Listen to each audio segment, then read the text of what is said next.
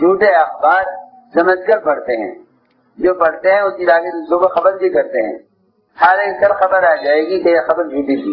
بسم اللہ الرحمن الرحیم۔ زیر سماعت آنے والے ذرنی اقوال حضرت جی مولانا سعد صاحب دامت برکاتہم کے بیان سے منتخب شدہ ہیں۔ ان ذرنی اقوال کو پوری امت تک پہنچانے میں ہمارے ساتھ معاونت فرمائیں، ساتھ ہی اپنی دعاؤں میں پوری امت کو ضرور یاد رکھیں۔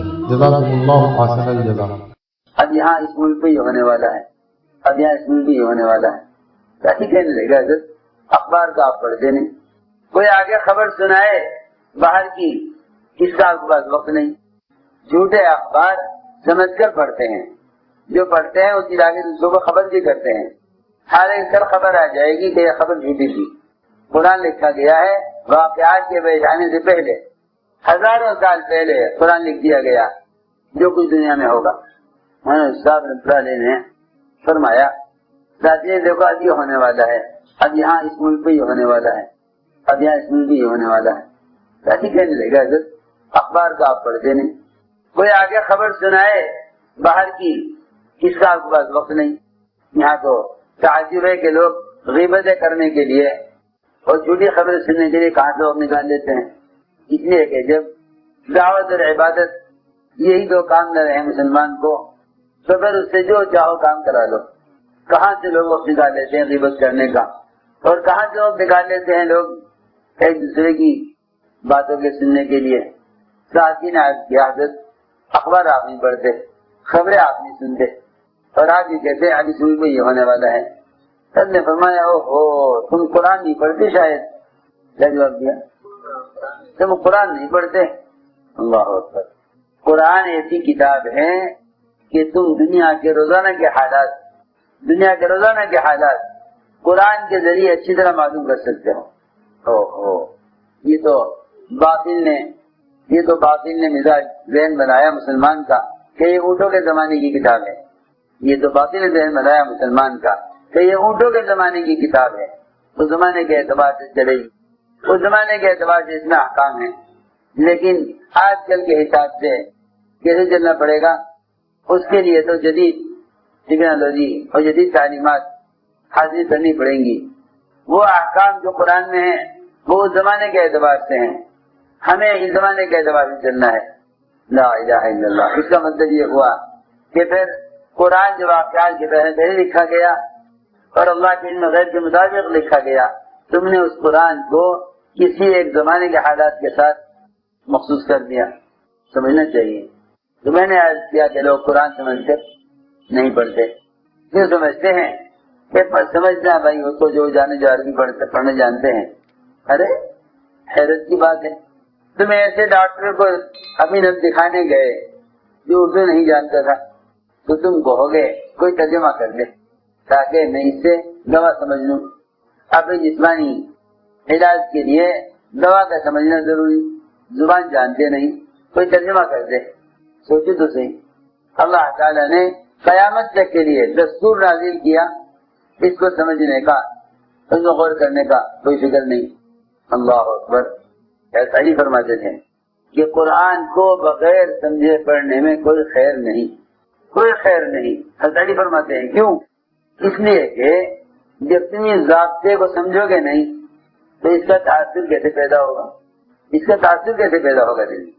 میں تو حیران ہوں کہ لوگ تعلیم حلقے میں بیٹھتے ہیں، اخباری پڑھتے ہیں، تعلیم حلقے میں بیٹھتے ہیں تھوڑی دیر کے لیے، کہتے ہیں ہاں اللہ سے ہوتا ہے، جب اخبار پڑھتے ہیں تو کہتے ہیں حکومت سے ہوگا، اگر حکومت یوں کر دے تو یوں ہو جائے، یوں نہیں کہتے اگر اللہ یوں کر دیں گے تو یوں ہو جائے گا۔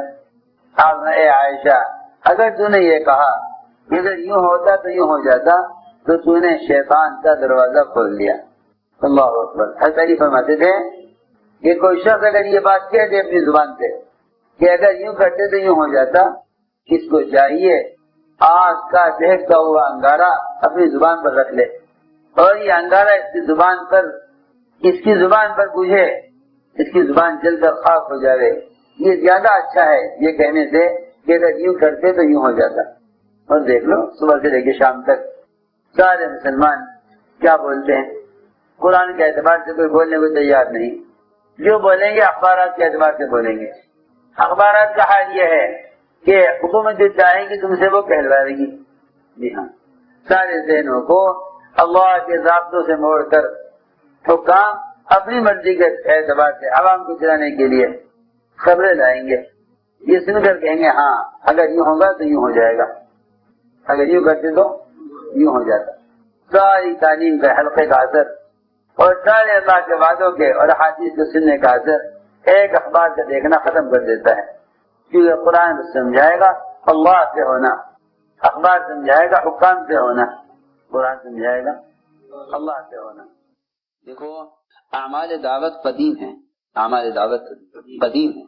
مولانا الیاس صاحب رحمۃ اللہ علیہ کو اس پر پورا یقین تھا کہ یہ کام صحابہ والا کام ہے، یہ کام صحابہ والا کام ہے.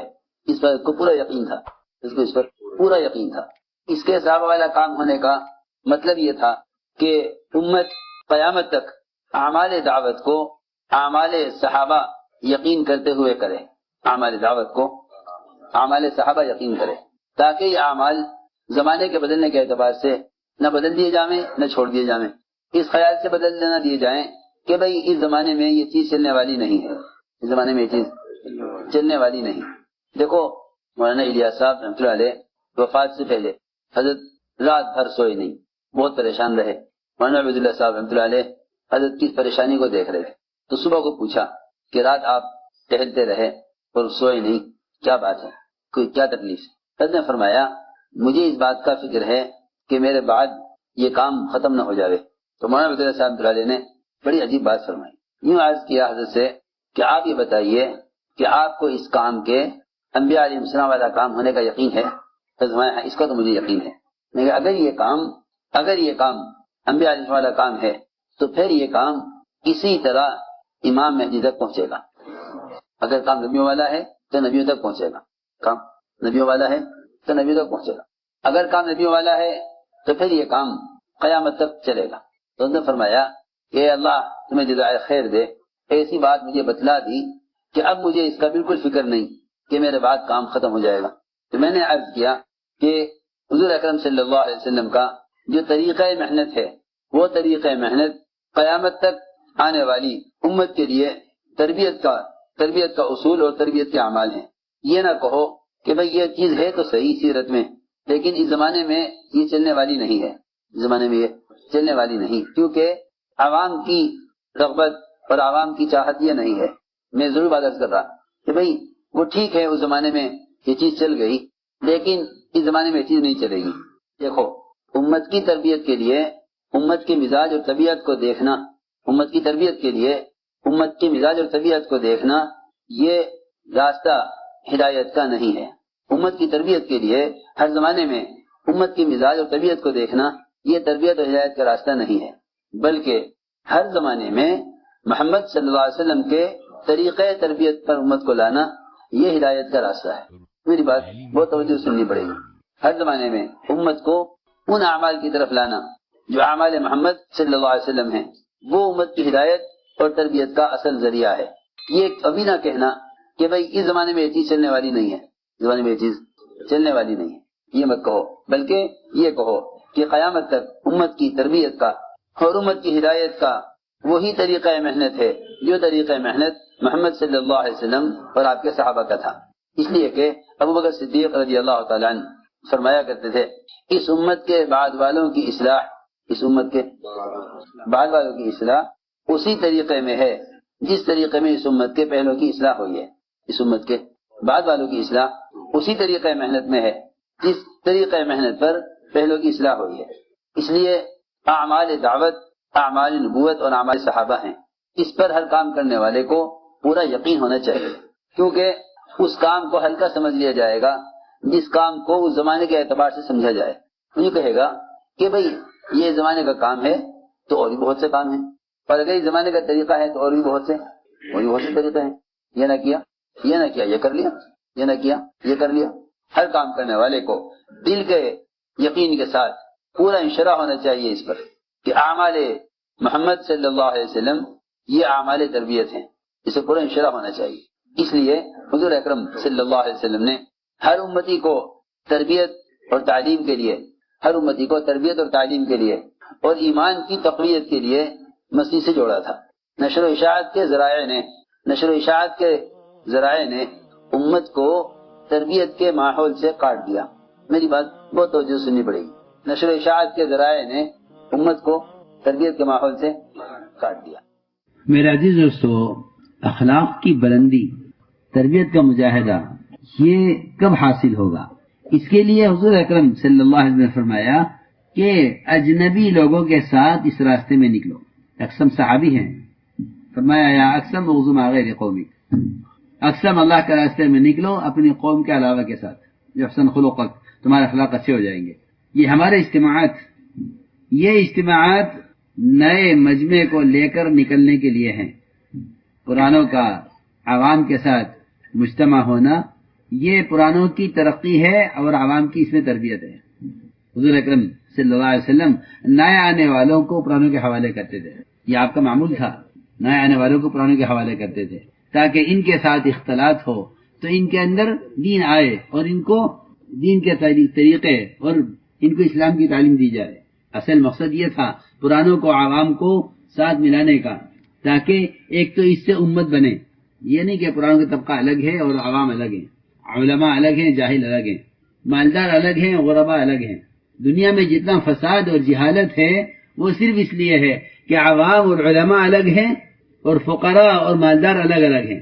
اس نقل و حرکت سے امت کے ہر طبقے کو دوسرے طبقے کے ساتھ ملانا ہے. اختلاط یہ بنیادی چیز ہے کہ عوام کا اور خواص کے اختلاط، فقراء کا اور اغنیاء کا اختلاط، پرانوں کا نئے لوگوں کا اختلاط، علماء اور جاہلوں کا اختلاط. اس لیے کہ یہ صفات کے انتقال کا اور صفات کے منتقل ہونے کا یہ سب سے بنیادی سبب ہے. اگر یہ طبقات اپنے میں تو زندگی گزار رہے ہیں تو ان میں دوریاں پیدا ہوں گی، اور ان میں جتنی دوریاں پیدا ہوں گی اتنی عداوتیں پیدا ہوں گی. ہاں یہ اصل بات ہے، کیونکہ جو درمیان کی خلیج ہوگی وہ خلیج اور وہ درمیان کا فاصلہ وہ عداوتیں پیدا کرے گا. یہ میں اصل بات عرض کر رہا ہوں، اصل بات ہے یہ. اس لیے حضور اکرم صلی اللہ علیہ وسلم کا اسلوب اور آپ کا طریقہ یہ تھا کہ آپ نئے آنے والوں کو پرانوں کے حوالے کرتے تھے. یہ مجمع آیا ہے نیا، یہ پرانے، اگر ان کو ان کے ساتھ نہیں جوڑا گیا تو پرانوں کا ماحول ایک الگ ماحول ہوگا. میں سچی کہتا ہوں کہ اگر پرانے نئے لوگوں کو لے کر نہیں نکلیں گے تو ان کی ترقی دعوت کے کام میں رکے گی اور تنزلی کے اسباب بنیں گے. یہ پکی بات ہے، میں شروع میں کہہ چکا ہوں کہ فتنوں سے بچنے کا اصل ذریعہ یہ ہے. صحیح حدیث ہے، میری رائے نہیں ہے، صحیح حدیث ہے کہ فتنوں سے بچنے کا اصل ذریعہ یہ ہے کہ عموم میں رہو اور جماعت کے ساتھ چمٹ کر رہو. عموم میں حضور اکرم صلی اللہ علیہ وسلم کا معمول یہ تھا کہ نئے آنے والوں کو پرانوں کے حوالے کرتے تھے. حضرت وائل ابن حجر یہ آئے شاہی ماحول سے، شہزادے شاہی خاندان سے، مالدار اور شاہی مزاج. اور یہاں حضرت معاویہ رضی اللہ تعالیٰ عنہ، روایت میں ہے اما معاویہ تو فصعلوک، صعلوک کہتے ہیں انتہائی فقیر آدمی، بہت فقیر جس کے پاس کچھ نہ ہو. صعلوک وہ تو ہم بات عرض کر رہا ہوں. یہ مزاج نہیں تھا کہ مالداروں کی تشکیل مالداروں کے ساتھ کرو تاکہ ان کے مال سے متاثر ہوں، نہیں، مالداروں کی تشکیل فقراء کے ساتھ تاکہ انہیں اپنے مال کے مصارف نظر آئیں اور ان میں سادگی آئے فقراء کے ساتھ رہ کر. یہ دیکھیں کہ ہماری زندگی کا معیار کیا ہے، ان کی زندگی کا معیار کیا ہے. تشکیل ان کے ساتھ ہوئی. معاویہ ان کو دین سکھلاؤ، ان کا اکرام کرو گا، اکرام کریں گے. ان کے پاس تو پہننے کے لیے چپل بھی نہیں تھے حضرت معاویہ کے پاس، وہ ننگے پیر. تشکیل کے ساتھ جاؤ ان کو لے کر. معاویہ رضی اللہ تعالی عنہ حضرت وائل کو لے کر نکلے. حضرت وائل گھوڑے پر سوار، شاہی گھوڑا، حضرت معاویہ پیدل. حضرت معاویہ کے پیر جلنے لگے دھوپ سے. کہا حضرت معاویہ نے فرمایا کہ وائل ہمیں اپنے جوتے دے دو. کہہ کہ نہیں مناسب نہیں ہے، آپ فقیر ہیں، میں بادشاہ ہوں، میرے جوتے آپ پہنے یہ مناسب نہیں ہے. ایسے چلو ٹھیک ہے برداشت کرو، نئے آدمی ہے. پھر آگے چلے تو پھر گرمی زیادہ ہو گئی، پیر اور جلنے لگے. کہا کہ وائل ہمیں اپنے ساتھ سوار کر لو گھوڑے پر. کہنے نہیں مناسب نہیں ہے، لوگ کہیں گے فقیر گھوڑے پر سوار ہے بادشاہ کے ساتھ، آپ ایسے چلو، میرے ساتھ بیٹھنا آپ کو مناسب نہیں ہے. یہ ان کے امیر ہیں، امیر کے ساتھ یہ معاملہ ہو رہا ہے مامور کا. ہاں آج کل ہر ایک یہ چاہے کہ امیر صاحب کے اکرام ہو، امیر صاحب کے اکرام ہو. یہ دیکھو امیر صاحب کہ امیر صاحب آپ پیدل چلیے، ہم جوتا آپ کو نہیں دیں گے، ہم آپ کو سوار نہیں کریں گے، چلیے. برداشت کیا. چلو اللہ کی شان. حضرت معاویہ تو بن گئے امیر المومنین، سارے اختیارات، خلافت کا تخت آ گیا، خلافت کا عہدہ آ گیا. اور حضرت وائل وہ آئے دروازے پر، عرض کیا امیر المومنین کیا میں اندر آ سکتا ہوں، اجازت ہے. حضرت معاویہ نے یاد دلایا وائل تمہیں یاد ہے بتاؤ تمہارا گھوڑا بہتر ہے یا میرا تخت بہتر ہے؟ تخت خلافت. تو حضرت وائل نے معذرت کی، مومنین معاف کر دیجئے، ہم زمانے جاہلیت کے ماحول سے آئے تھے، اسلام کی مزاج سے واقف نہیں تھے. فرماتے تھے دیکھو حضرت معاویہ کو ترقی ہو گئی اور حضرت وائل کی تربیت ہو گئی. تو پرانوں کی ترقی نئے کی تربیت اس میں ہے کہ یہ عوام کے ساتھ اختلاط کریں، ان کی جماعتوں کو لے کر چلیں. پرانوں کے ساتھ مل کر چلنا یہ ان کا الگ ماحول تیار کرے گا. جتنے پرانے عوام کے ساتھ نکلیں گے، جتنے پرانے عوام کے ساتھ اختلاط کریں گے کہ یہ ان کی ترقی کا راستہ ہے، ان کی ترقی کا راستہ ہے. اس لیے میری آپ سب سے درخواست ہے یہ ضروری اس وقت کی کہ یہ تقاضا اس وقت کا ہے. یہ مجمع آیا ہوا ہے، یہ مجمع آپ کے بلانے سے آیا ہے اور محنت سے آیا ہے. اس مجمع میں سے ایک جماعت کا یا ایک فرد کا بھی یہاں سے واپس چلا جانا بغیر امیر اور ذمہ دار کے، یہ ان آنے والے مجمع کی سب سے بڑی بے اکرامی ہے. ان کو بلایا ہے، آپ نے گھر میں کسی کو بلائے تو آپ کھانا کھاتے ہیں 2 بجے، مہمان کھائے گا 1 بجے، تو آپ کو کھانے کا وقت بدلنا پڑے گا. ایک مہمان صرف آپ کے گھر میں آ جائے، ایک مہمان، ایک فرد. میں دفتر سے جلدی آ جاؤں گا، میرے گھر میں مہمان آیا ہے. میں دکان جلدی بند کروں گا، میرے گھر میں مہمان ہے. ایک گھر میں مہمان کے آنے سے ایک تاجر کی دکان کا، اس کے دفتر کا نظام بدل جاتا ہے. میں اسے مہمان کا اکرام کے ساتھ کھانا کھانا ہے، اس کے کھانے کا وقت بدل جاتا ہے. ایک مہمان گھر میں آ جائے اور وہ بھی آپ کی نسبت پر آیا ہے، آپ کی نسبت پر آنے والے مہمان کے لیے آپ کا معمول بدل جاتا ہے. جو مجمع دعوت کی نسبت پر آیا ہے، اس مجمع کے آنے پر کام کرنے والے پرانوں کے معمولات نہ بدلیں، یہ کیسے ہو سکتا ہے؟ حضور اکرم صلی اللہ علیہ وسلم کے پاس ہر وقت ایک ایسا عملہ تیار بیٹھا رہتا تھا، ہر وقت تیار، جو آنے والی جماعتوں کو لے کر چلنے کے لیے ہر وقت تیار رہتا تھا. یہ نہیں میرا سال کے چلا، میرا مہینے کے 3 دن، نہیں، وہ نہیں، کہ وہ میرا اپنا کام ہے. یہ وقت کا یہ بر وقت تقاضا ہے. وہاں حضرت فرماتے تھے کہ تبلیغ میں جو تقاضا آئے گا وہ عبادات کی ترتیب کے خلاف کے علاوہ آئے گا. مثلا نماز کے لیے پہلے سے تیار ہے، روزے کے لیے رات سے تیار ہے، حج کے لیے پہلے سے تیار ہے، زکوٰۃ کا متعین ہے، اس وقت زکوٰۃ کا مال نکال کے زکوٰۃ دینی ہے. لیکن تبلیغ میں جو تقاضا آئے گا وہ اچانک آئے گا. اس لیے دعوت کے تقاضے عبادات کے تقاضوں سے زیادہ اونچے ہیں، کیونکہ اس میں قربانی زیادہ ہے. بیان آپ کو پسند آیا ہو تو بیان کو لائک، شیئر اور چینل کو سبسکرائب کرنا مت بھولیے. کمنٹس میں اپنی رائے کا اظہار ضرور کیجیے.